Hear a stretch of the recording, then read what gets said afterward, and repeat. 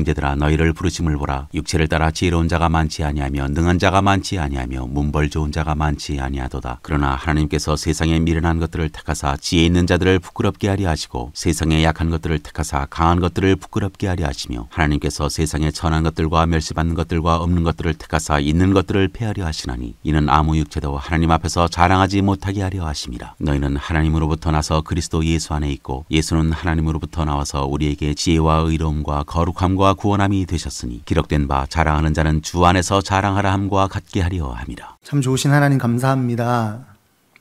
우리를 사랑하시는 그 하나님의 사랑이 오늘 우리를 살게 하고 또한 우리가 하나님의 자녀가 되게 하여 주시는 줄로 믿습니다. 하나님, 그 사랑과 은혜를 날마다 기억하는 우리들 되게 하여 주옵시고 그 사랑과 은혜를 누리는 것으로 충분하다 고백하는 우리들 되게 하여 주옵소서.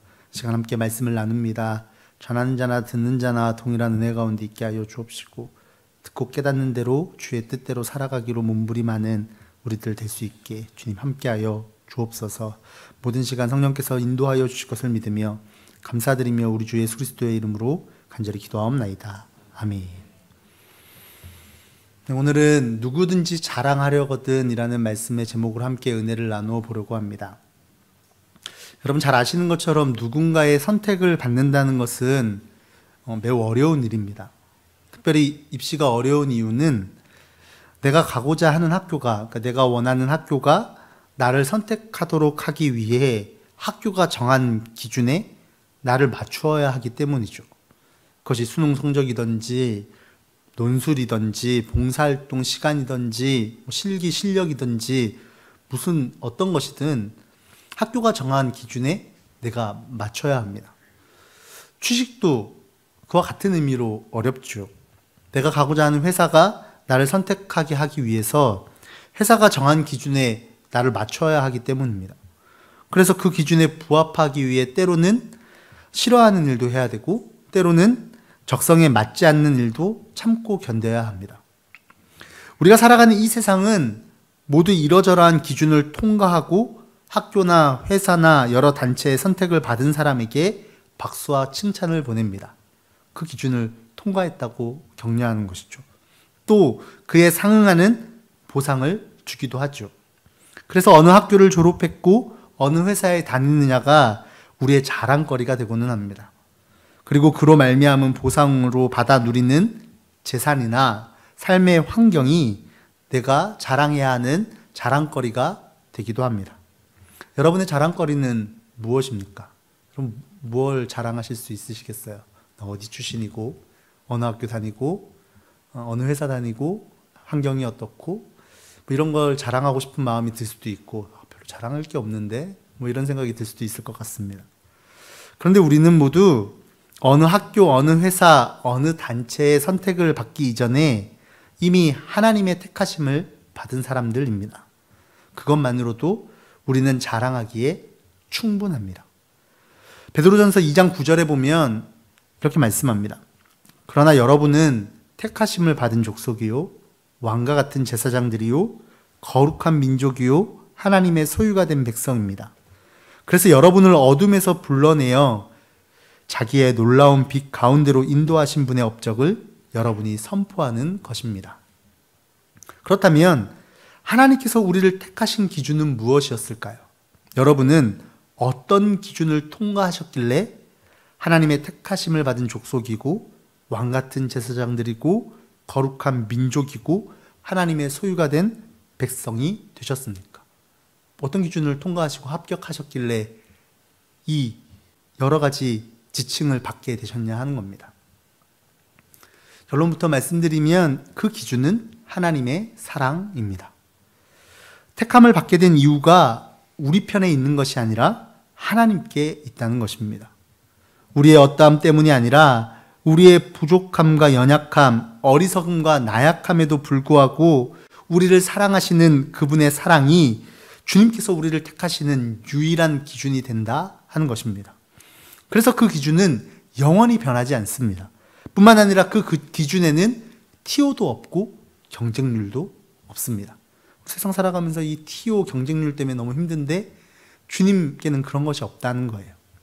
다만 우리는 그 끝없는 사랑을 믿음으로 받아들이기만 하면 됩니다. 내 편에서 어떤 조건을 가지고도 하나님의 부르심을 받을 가능성이 없지만 주님께서 주님의 끝없는 사랑으로 나를 구원하셔서 불가능한 나의 삶을 주님 안에서 가능하게 만드셨음을 믿고 따르기만 하면 되는 것입니다. 먼저 사랑하셔서 우리를 이끄시고 부르시는 그분에게 순종하기만 하면 된다 하는 것입니다. 문제는 우리가 그 하나님의 사랑을 너무 가볍고 쉽게 생각한다는 것이에요. 그래서인지 내가 받은 하나님의 사랑은 좀처럼 자랑거리가 되지 못합니다. 내 안에 살아계신 예수 그리스도가 사람들에게 자랑거리가 되지 않습니다. 왜냐하면 나를 사랑하신 하나님의 사랑과 내 안에 살아계시는 예수님이 다른 사람과 비교할 수 없는 분이기 때문에 그렇습니다. 여러분, 세상에서 누구나 가지고 있는 건 자랑거리가 되지 못합니다. 그렇죠?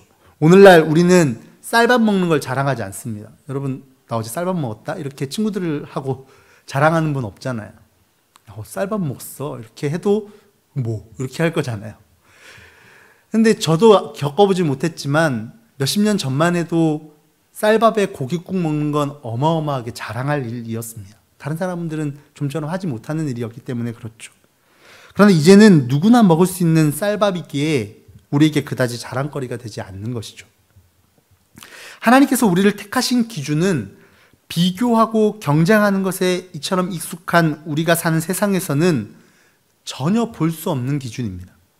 그래서 우리가 하나님의 사랑으로 하나님의 택함받은 백성이 되었다는 사실이 그닥 자랑거리가 되지 못하는 겁니다. 어쩌면 그 사랑의 의미와 무게가 무엇인지 잘 몰라서 자랑하지 못한다 하는 말이 더 정확한 표현일 것입니다. 하나님께서 우리를 부르신 그 사랑은 이 세상에서는 경험할 수 없는 조건 없는 사랑이기 때문입니다. 그러나 분명한 것은 하나님께서 우리를 다른 사람과 비교하여 어떤 기준을 통과하였기에 택하시고 부르셨다면 여기 모인 우리들 중에 하나님께서 우리에게 제시하시는 그 기준을 통과할 수 있는 사람은 아무도 없습니다. 하나님께서 우리에게 말씀하신 것 지키면 합격, 못 지키면 불합격 이렇게 하신다면 우리 중에 누가 그 기준을 통과할 수 있겠습니까? 내가 거룩하니 너희도 거룩하라 하신 그 주님의 말씀 앞에 저 통과합니다. 이렇게 떳떳하게 말할 수 있는 사람이 누가 있겠냐 하는 겁니다. 우리는 하나님께 택함을 받을 만한 어떠한 자격도 없음을 날마다 기억해도 부족하지 않습니다. 하나님 앞에서 우리는 그 어떤 것도 자랑할 수 없습니다. 그래서 하나님 앞에서 누군가와 비교해서 자신의 어떠함을 자랑하는 사람은 하나님의 사랑을 제대로 알지 못하는 사람이라고 할 수 있습니다. 여러분의 자랑거리는 무엇입니까? 학력입니까? 재력입니까? 자녀입니까? 건강입니까? 아니면 내가 열심히 하는 신앙생활의 성실함입니까? 우리의 자랑은 오직 예수 그리스도 그분이면 충분한 줄로 믿습니다. 실제로 오늘 본문이 쓰여진 고린도 교회에는 부자들은 소수에 불과했습니다. 대부분이 과거 노예들이었거나 해방된 자들 혹은 소상공인들이었습니다. 그래서 본문 26절에 바울이 이렇게 말합니다. 형제자매 여러분, 여러분이 부르심을 받을 때에 그 처지가 어떠하였는지 생각하여 보십시오. 육신의 기준으로 보아서 지혜 있는 사람이 많지 않고 권력 있는 사람이 많지 않고 가문이 훌륭한 사람이 많지 않았습니다. 이 말씀에서 육신의 기준으로 보아서라는 구절을 공동번역에서는 세속적 견지에서 볼 때라고 번역합니다. 그러니까 고린도 성도들이 하나님의 부르심을 받은 이유는 세속적인 견지에서 누군가를 선택하는 기준에 따라 부름받은 것이 아니라는 말씀입니다. 그래서 바울은 고린도 교회 성도들에게 하나님의 부르심을 받을 때의 여러분 중에 세상에서 인정받을 만한 사람이 몇이냐 있었냐고 묻고 있는 거예요. 그런 이유들로 하나님의 부름받은 백성이 된 것이 아니라고 고린도 교회 성도들에게 말하고 있는 겁니다. 이와 마찬가지로 우리는 다른 사람보다 지혜로워서 하나님의 자녀가 된 것이 아닙니다. 때문에 우리의 지혜를 자랑할 이유가 없어요. 우리가 다른 사람보다 부자여서 하나님의 자녀가 된 것도 물론 아닙니다. 때문에 우리의 부유함을 자랑할 이유가 없습니다. 그렇다면 집안이 좋고 학벌이 좋아서 하나님의 부름을 받아 하나님의 자녀가 된 것일까? 그렇지 않습니다. 그것들도 그래서 우리의 자랑거리가 될 수 없습니다. 우리 모두가 잘 알고 있지만 다시 강조하여 말씀드리고 싶습니다. 우리 모두가 하나님의 부르심을 받은 이유는 우리가 다른 사람보다 지혜롭고 똑똑하고 부유하고 착해서가 아니라 오직 하나님의 끝없는 사랑 때문인 줄로 믿습니다. 우리는 그분의 사랑 때문에 부름받은 하나님의 백성이자 하나님의 자녀입니다. 우리는 단지 그 사랑을 받아들인 것밖에는 한 일이 없어요. 우리가 여전히 어느 학교 출신인지, 집이 몇 평인지, 차는 어떤 차를 타는지, 외모는 얼마나 잘생기고 예쁜지, 자녀들은 얼마나 공부를 잘하는지 이런 것에 관심을 가지고 있다면, 그리고 그것을 자랑하거나 자랑하지 못하는 것 때문에 마음이 힘들어진다면 우리는 주님 앞에서 부끄러움을 당해야 하는 사람들입니다. 오늘 본문 27절과 28절은 이렇게 말씀합니다. 우리 세 번역으로 함께 같이 읽어보겠습니다. 시작. 그런데 하나님께서는 지혜 있는 자들을 부끄럽게 하시려고 세상의 어리석은 것들을 택하셨으며 강한 것들을 부끄럽게 하시려고 세상의 약한 것들을 택하셨습니다. 하나님께서는 세상에서 비천한 것들과 멸시받는 것들을 택하셨으니 곧 잘났다고 하는 것들을 없애시려고 아무것도 아닌 것들을 택하셨습니다. 아멘. 주님의 끝없는 사랑이 어떤 사랑인지 깨달을 수 있어야 우리는 다시 세상의 기준으로 자신과 타인을 평가하는 주님 보시기에 부끄러운 잘못을 범하지 않습니다. 그런데 오늘 본문에서 바울이 고린도 교회를 향해 이런 권면을 하는 것으로 미루어 보아 고린도 교회 성도들은 세속적 기준에서 사람들을 평가하고 있었던 것 같습니다. 죽을 수밖에 없는 내가, 망하게 된 내가 어떻게 구원받은 백성이 되었는지, 어떤 사랑이 나를 여기까지 이끌어 주셨는지를 잊어버린 것이죠. 그래서 고린도전서 1장 26절에서 바울은 형제자매 여러분, 여러분이 부르심을 받을 때에 그 처지가 어떠하였는지 생각하여 보십시오 라고 권면합니다. 저는 이 말씀을 묵상하면서 이 말씀이 매우 강한 어조로 들렸습니다. 고린도 교회 형제자매 여러분, 잊어버리신 것 같은데 여러분이 어떤 처지에서 구원받은 백성이 되었는지 잊지 말고 기억하시기 바랍니다. 그 사실을 절대로 잊어버려서는 안 됩니다. 이는 오늘 우리에게도 주시는 주님의 말씀인 줄로 믿습니다. 우리가 여전히 세속적인 기준에서의 우리의 잘남과 부유함과 지혜로움과 힘을 자랑한다면 우리는 하나님의 사랑의 가치를 심각하게 훼손하는 죄를 범하게 되는 것입니다. 하나님의 사랑이 우리의 쓸데없는 육신적이고 세속적인 자랑으로 훼손되지 않기를 바랍니다. 예레미야 선지자는 이렇게 말씀합니다. 나 주가 말한다. 지혜 있는 사람은 자기의 지혜를 자랑하지 말아라. 용사는 자기의 힘을 자랑하지 말아라. 부자는 자기의 재산을 자랑하지 말아라. 오직 자랑하고 싶은 사람은 이것을 자랑하여라. 나를 아는 것과 나 주가 긍휼과 공평과 공의를 세상에 실현하는 하나님인 것과 내가 이런 일 하기를 좋아한다는 것을 깨달아 알만한 지혜를 가지게 되었음을 자랑하여라. 나 주의 말이다. 아멘. 우리가 가장 큰 기쁨이 하나님의 자녀가 된 것이라면, 우리가 하나님의 부름받은 백성으로 살아가게 된 것이 가장 큰 행복이라면, 그렇다면 우리의 자랑이 바뀌어야 할 줄로 믿습니다. 우리의 관심이 바뀌어야 할 줄로 믿어요. 우리의 관심이 오직 예수 그리스도 그분이어야 합니다. 우리의 자랑이 오직 예수 그리스도 그분이어야 할 줄로 믿습니다. 그래서 오늘 본문 31절에서 바울은 이렇게 권면합니다. 기록된 바 자랑하는 자는 주 안에서 자랑하라 함과 같게 하려 함이라. 그런데 개역개정의 번역을 읽고 잘못 오해해서는 안 됩니다. 물론 우리 교회 성도님들 중에서는 그렇게 오해하실 리가 없지만, 주 안에서 자랑하라 이렇게 말씀하셨다고 그래서 주 안에서는 뭐든 자랑해도 된다 이렇게 해석하시면 안 된다는 거예요.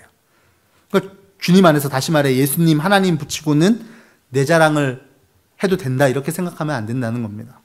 주님 안에서 우리가 부자인 걸 자랑하고, 주님 안에서 내가 고학력자인 것을 자랑하고, 주 안에서 내 힘을 자랑하고, 주 안에서 내 자녀가 좋은 대학 간 것을 자랑하는 것 말입니다. 분명히 기억하시면 좋겠습니다. 우리가 자랑할 것은 오직 예수 그리스도 그분밖에는 없습니다. 그래서 31절 말씀을 다른 번역으로 번역한 것을 소개해 드리려고 합니다. 오늘 본문 31절을 공동번역 개정판에서는 이렇게 번역합니다. 우리 함께 같이 읽어보면 좋겠습니다. 시작. 그러므로 성서에도 기록되어 있듯이 누구든지 자랑하려거든 주님을 자랑하십시오. 아멘. 우리가 자랑해야 하는 것은 오직 나를 죄악에서 구원하신 우리 주 예수 그리스도밖에 없음을 기억하시기 바랍니다. 그 자랑으로 충분합니다. 우리 안에 계신 예수님은 차별이 없습니다. 비교의 대상이 되지 않습니다. 예수님 그분으로 말미암아 우리는 하나님의 공의와 공평과 정의를 알게 되고, 예수님 그분으로 말미암아 우리는 하나님을 더 깊이 알게 되고, 하나님께서 기뻐하시는 것이 무엇인지를 깨닫게 됩니다. 우리를 부르신 그분의 사랑이, 그분의 뜻이 무엇인지를 깨달아 알게 되는 것입니다. 그분으로 말미암아 세상에서는 얻을 수 없는 생명과 진리를 얻게 되었는데 우리가 더 무엇을 자랑할 것이 있겠습니까? 그런데 정작 우리는 우리를 향하신 하나님의 그 큰 사랑이 어떤 사랑인지 감도 잘 못 잡을 때가 많습니다. 하나님께서 나를 사랑하시는 그 사랑이 어떤 사랑인지 도무지 깨닫지 못할 때가 많습니다. 우리가 교회에서 자주 하는 인사가 있어요. 주님의 사랑으로 사랑합니다. 자주 하는 인사잖아요. 제가 말씀을 준비하면서 이 구절을 써놓고 제 스스로에게 물었습니다. 너 정말 그렇게 사랑하냐? 그만큼 사랑하냐? 여러분, 주님의 사랑은 생명을 거신 사랑입니다. 우리는 입술로는 생명을 다해 서로를 사랑한다고 고백하면서도 생명을 거는 것은 고사하고 우리의 자존심이, 우리의 욕심이 서로 사랑하는 것을 방해할 때가 얼마나 많은지 모릅니다.